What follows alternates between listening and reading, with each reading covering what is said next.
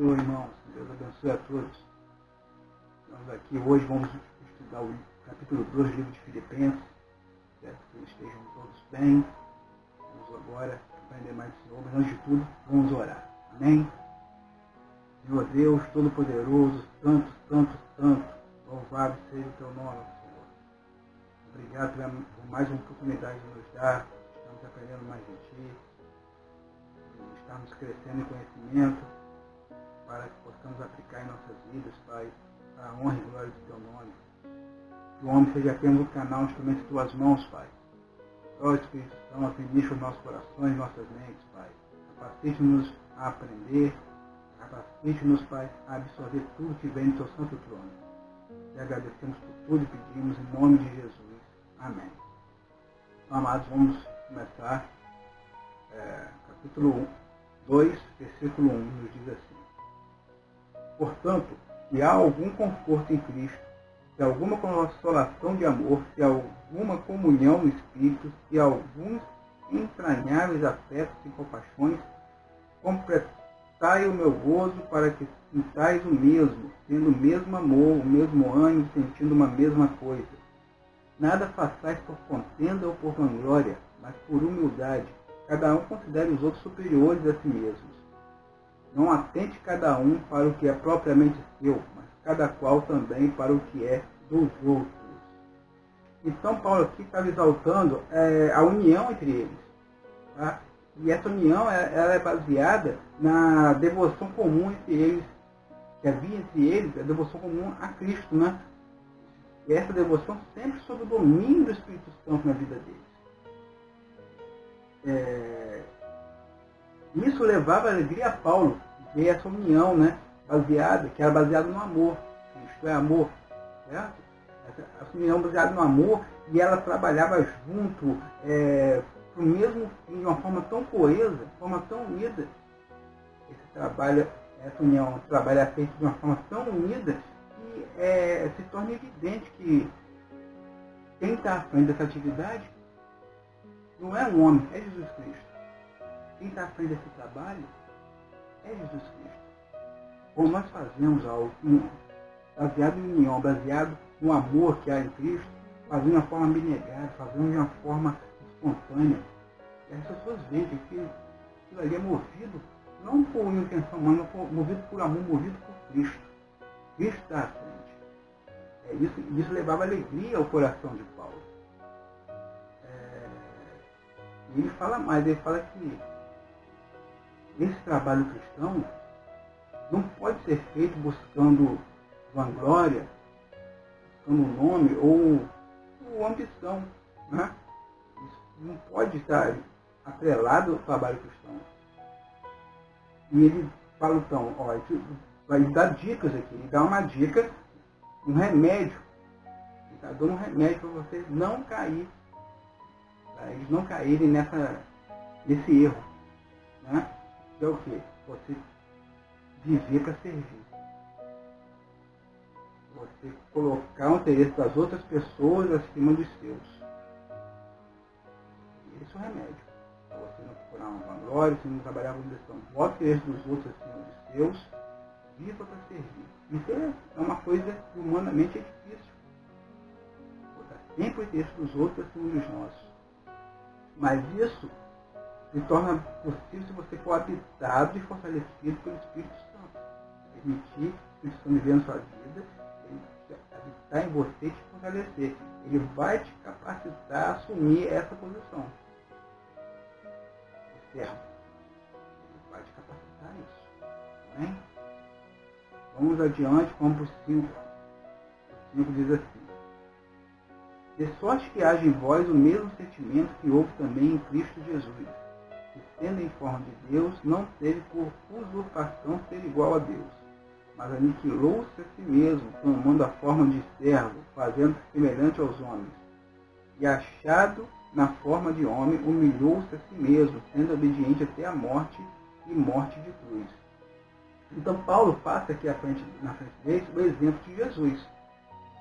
Então ele está falando assim, o que caracterizava o comportamento de Jesus em relação aos outros? Qual era a característica? Jesus não era egocêntrico. Jesus sabia servir. E Jesus sabia se sacrificar. Ele fala, ele vai além, ele fala, ó, Jesus é Deus, mas não teve como propósito ficar na posição do Pai. Ter a posição do Pai. Ter a posição do Pai. Não. E ele, mais que isso, ele se desfez da sua posição, veio à Terra, né? E colocou a sua glória, digamos assim, por baixo de uma natureza de carne. Ele pôs sua glória ao lado e se pôs como homem. Ou seja, ele é 100% Deus, 100% homem. Isso de uma forma temporária, claro. Naquele momento ele se fez homem. É 100% homem, 100% Deus. E fala mais aqui, ele foi obediente ao Pai. Foi obediente ao Pai em tudo. De forma que chegou até morrer por conta dessa obediência. Foi morto e se humilhou, porque foi morto da forma mais vergonhosa. Ele se humilhou. A morte de Cristo foi a morte de Cristo, a pior morte que existia à época. Morte para pessoas ruins mesmo, para pessoas que eram perversas. Aquele tipo de morte era separado do pior tipo de pessoa da sociedade. Jesus passou por essa morte, sendo ele que não tinha pecado, não tinha feito erro algum, não tinha feito nada a ninguém. O homem perfeito morreu de uma forma para pessoas que a sociedade era mais do que imperfeita, mais mesmo. Vamos adiante. 9 nos diz assim: pelo que também Deus o exaltou soberanamente e lhe deu um nome que é sobre todo nome, para que ao nome de Jesus se dobre todo o joelho dos que estão nos céus e na terra e debaixo da terra, e toda língua confesse que Jesus Cristo é o Senhor, para a glória de Deus Pai. Então Jesus se humilhou e Deus veio e o exaltou. Né? Ele não buscou glória para ele. Ele buscou glória no nome do Pai. Ele não buscou um nome para ele. Mas Deus vem e dá a ele um nome que é sobre todo nome. E aqui a palavra fala.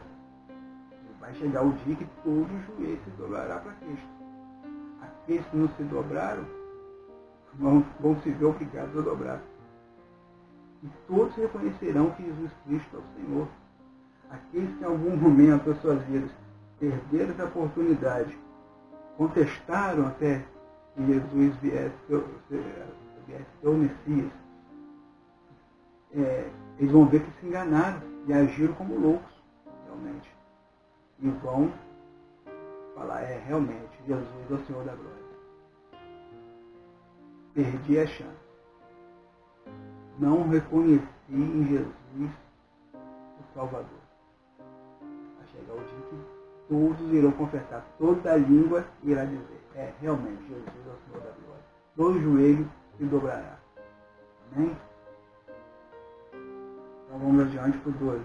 Diz assim: de sorte que, meus amados, assim como sempre obedecestes, não só na minha presença, mas agora na minha ausência, assim também operai a vossa salvação com temor e tremor. Porque Deus é o que? Quando nós nos submetemos a Deus. Uma vida santa, reta, nos submetendo a Deus. Deus é que nos dá o desejo de obedecê-lo e nos capacita, nos dá o poder de cumprir, de realmente fazer a sua vontade. Deus que nos capacita. Então o segredo para ter uma vida santa, uma vida reta, é nos submetermos ao controle de Deus e permitir que Ele trabalhe em nós. Trabalhe em nossas vidas. Amém? É isso que Ele está falando. Ele se mantém firmes, permita que Deus continue a operar neles. Ele opera tanto querer como efetuar. Segundo a vontade dele. Vamos para o 14. 14 nos diz: fazei todas as coisas sem murmurações nem contendas, para que sejais irrepreensíveis e sinceros, filhos de Deus inculpáveis no meio de uma geração corrompida e perversa, entre a qual resplandeceis como astros no mundo, retendo a palavra da vida, para que no dia de Cristo possa gloriar-me de não ter corrido nem trabalhado em vão. É triste, é até estranho, né? Quando um cristão tem o costume de viver reclamando ou viver discutindo. De uma forma sempre você encontra aquele irmão, ele está em uma discussão, ele está reclamando. Na verdade, ele está dando um péssimo testemunho de Cristo, dando um péssimo testemunho do Evangelho, seja para outros irmãos, para aqueles que estão chegando, para outros que já estão há mais tempo, e para os que estão de fora, que não conhecem ainda Cristo. A pessoa vai ver e fala assim, poxa, o cristão só vive reclamando, só vive discutindo, só vive brigando. É isso que ele está falando. Países vitais, não pode ter simulação, não podia ter contenda entre eles, nem com pessoas de fora, porque isso é a base do testemunho deles. E a vida do cristão tem que ser marcada por algumas características. O quê? Pureza, né? Não ter malícia.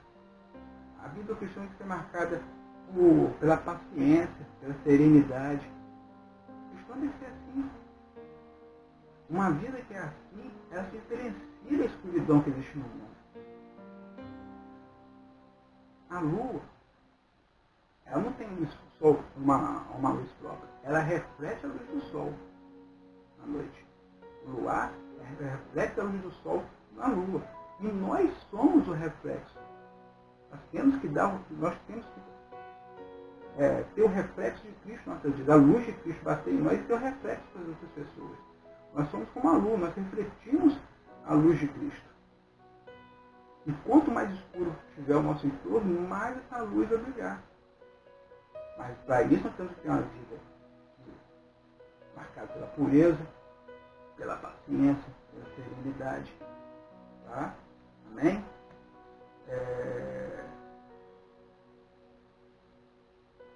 E quando isso acontece, quando nós realmente buscamos esse tipo de conduta, a palavra de Deus continua dentro da gente. Nós mantemos a palavra de Deus viva dentro de nós, e mesmo sem falar nada, nós estamos levando o Evangelho, mesmo sem uma palavra, nós estamos levando o Evangelho para aqueles que não conhecem, porque está vendo a diferença.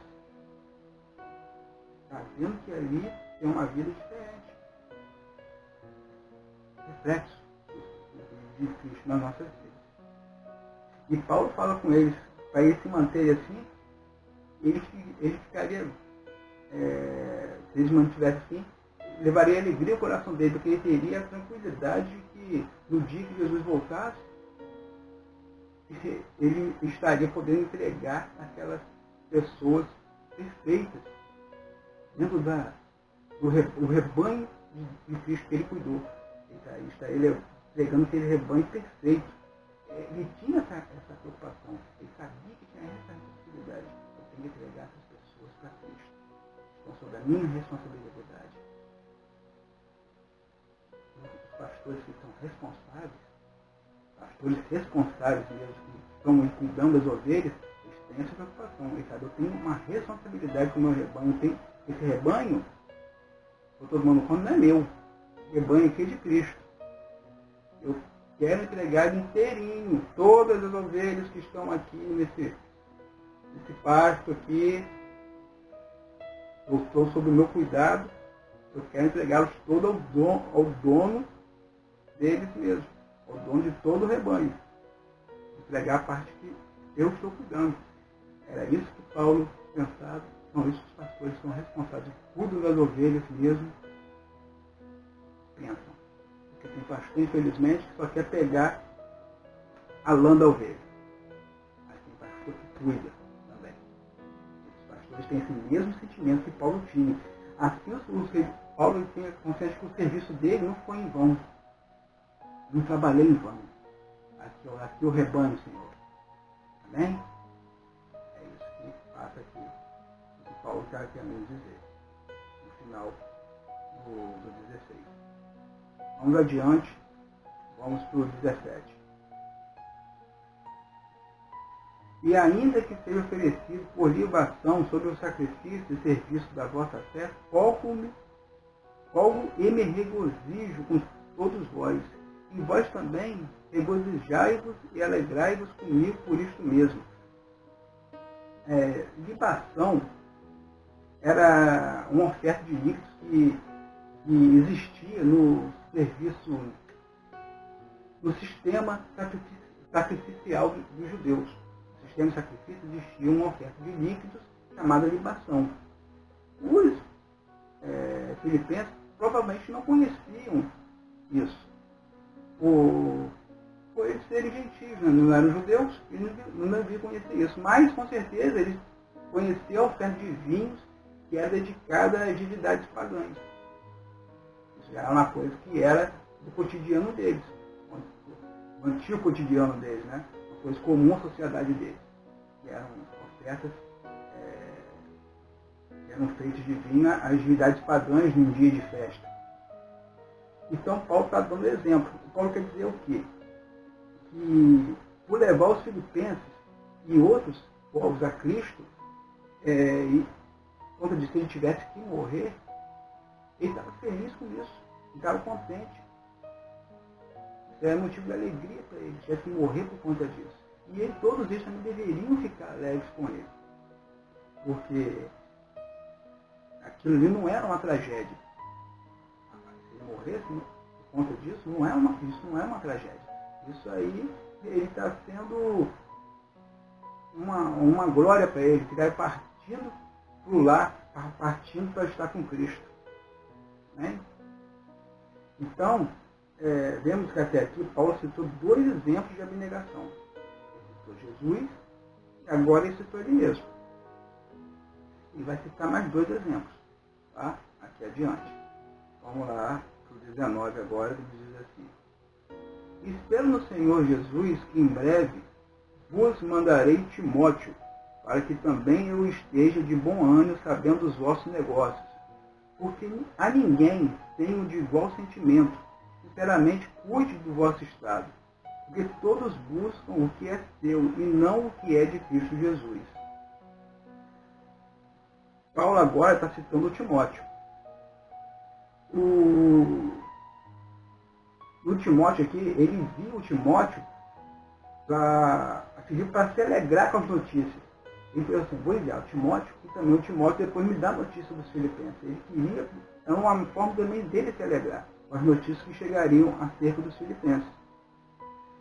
E ele também enviou o Timóteo porque, ele, além de confiar no Timóteo, ele sabia que Timóteo era o único que tinha um sentimento verdadeiro de preocupação com a vida espiritual dos filipenses. Timóteo realmente tinha essa preocupação. O Paulo sabia que ele era o único, porque os outros estavam mais preocupados com os seus problemas, com os seus afazeres, né? Com as suas próprias necessidades, para poder doar algum tempo à obra de Cristo. Timóteo não. Timóteo estava ali empenhado. Outros estavam com a cabeça em outras coisas. Timóteo estava focado. Ele sabia que Timóteo estava focado e ele tinha um real sentimento de amor e preocupação com a vida dos filipenses. Tá? Isso aqui é uma lição para a gente, né? Saber que a gente tem que saber que os compromissos no dia a dia, as preocupações que nós temos, que é normal, elas não podem servir de impedimento para a gente oferecer amor e serviço cristão. Tá? Não pode servir de impedimento, pode ser um impedimento para nós fazermos o bem. Né? Isso não é impedimento para Timóteo. Vamos adiante, 22. Fala assim: mas bem sabeis qual a sua experiência, e que serviu comigo no Evangelho, como filho ao Pai. De sorte que espero enviá-lo a vós logo que tenha provido a meus negócios. Mas confio no Senhor, que também eu mesmo, em breve, irei ter convosco. Timóteo era filho na fé de Paulo. Tá? E desempenhou com fidelidade esse papel de filho na fé. servindo com Paulo todo o tempo na obra de pregar o Evangelho, né? E sendo obediente ao Paulo, como o filho é ao pai, ouvindo sempre o Paulo, ajudando, servindo ao Paulo. Então Paulo ia enviar o Timóteo assim que a situação dele fosse resolvida. Que situação? Ele estava preso e estava esperando um desfecho favorável, né? Ele estava esperando um apelo ao César. Ele fez um apelo ao César quanto à situação dele. Ele está preso e estava esperando um desfecho favorável. O que mostra isso, né? Ele estava esperando ser até mesmo libertado. E assim que fosse libertado, ele fala, e provável que eu possa eu mesmo visitar vocês. Ele estava esperando um desfecho, mas ele estava esperando um desfecho bom. Ele tinha esperança, ele estava certo de um desfecho bom, no qual ele seria libertado. E ele mesmo poderia visitar os filipenses. Além de enviar o Timóteo, não seria só o Timóteo, seria ele e o Timóteo chegando lá. Né? Vamos adiante no 25. Ele vai dar mais um exemplo de abnegação.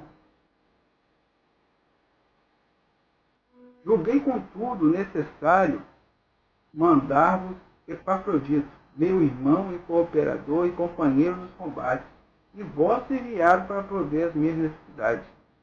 Porquanto tinha muita saudade de vós todos, e estava muito angustiado de que tivesseis ouvido que ele estivera doente. E de fato, esteve doente quase à morte. Mas Deus se apiedou dele, e não somente dele, mas também de mim, para que eu não tivesse tristeza sobre tristeza. Por isso vou enviei mais depressa, para que, vendo outra vez, vos regozijeis, e eu tenha menos tristeza. Então, Epafrodito, ele morava em Filipos e era um mensageiro da igreja local. Tá?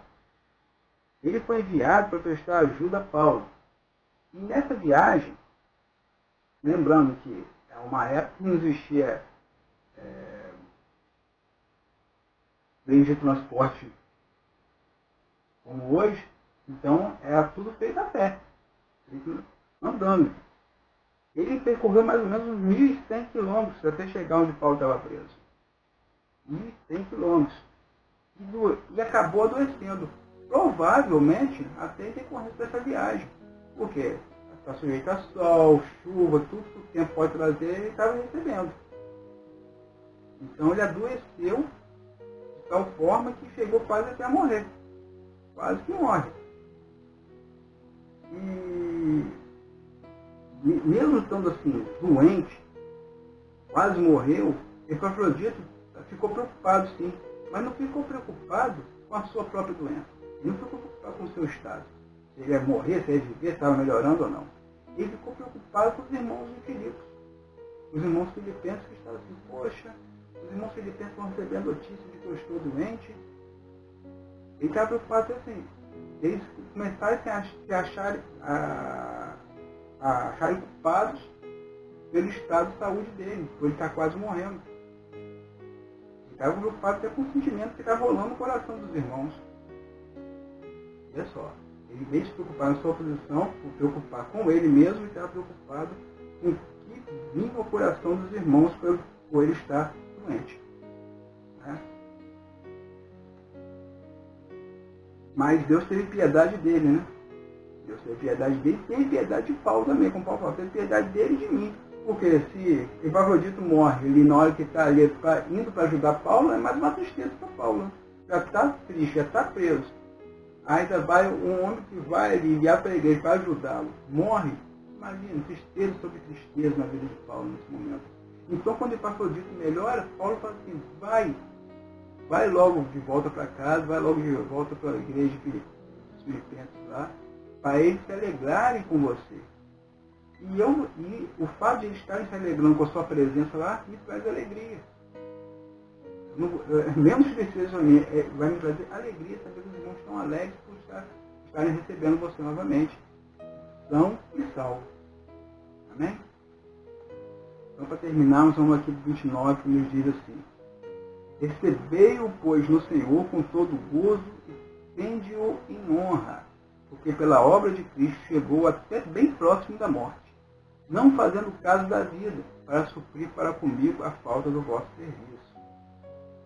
Então os filipenses não deviam receber Epafrodito só com alegria, mas eles também deviam honrar esse homem de Deus. Honre esse homem de Deus, está falando, pois a sua doença, a quase morte que acarretou sobre a vida dele, está intimamente ligada, né, a Cristo, aos planos do Senhor, ao serviço do Senhor, a estar trabalhando na obra. Ele passou por isso tudo, por amor à obra, por amor a Cristo. Está ligado, né, ao trabalho dele empenhado para Cristo.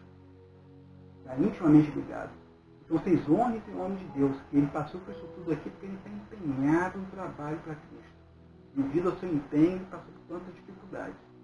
Honrem esse homem de Deus. Ele está falando isso. E isso aos olhos de Deus é precioso.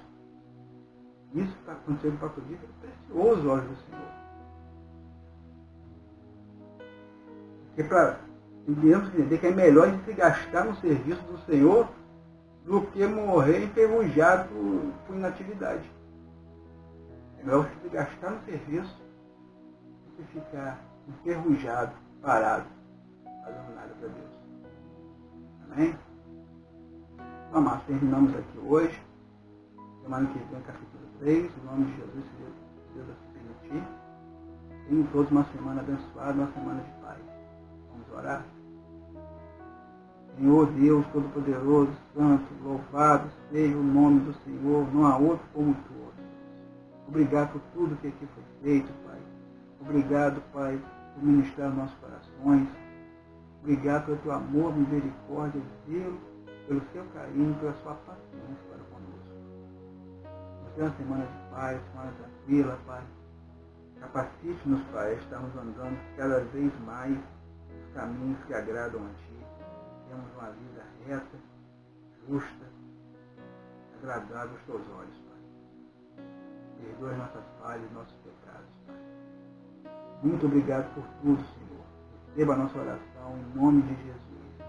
Amém. Até semana que vem, amados. Tenha uma semana de paz. Tchau, tchau. Shalom.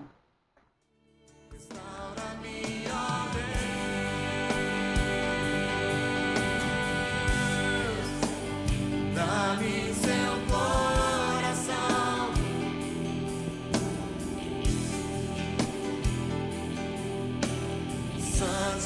santifica-me, purifica-me, dá-me seus olhos, restaura-me, ó Deus.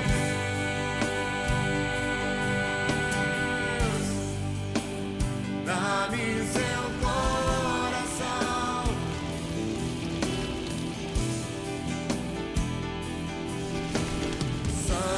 santifica-me, purifica-me, dá-me seus olhos,